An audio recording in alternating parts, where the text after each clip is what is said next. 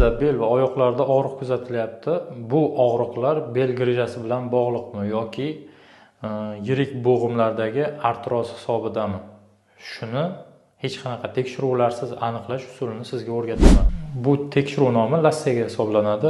Bu tekshiruv qanday o'tkaziladi? Bemor tekis o'rinda orqasiga erkin yotgan holatda bo'ladi. Dastlab sog'lom oyoqdan boshlaymiz. Tizza bo'g'imidan bukmagan holatda oyoqni yuqoriga ko'taramiz. Bunda sog'lom oyoqni ko'targanimizda hech qanaqa og'riq kuzatilmaydi.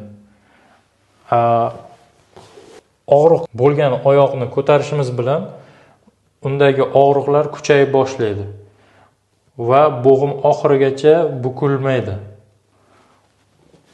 Bu aynan o'sha bel grijasiga xos og'riq hisoblanadi. Yana bundan tashqari grijaga xos bo'lgan belgilardan biri oyoqda uvishish, sezish pasayishi, oyoq kuchining kamayishi kabi belgilar bilan kechadi.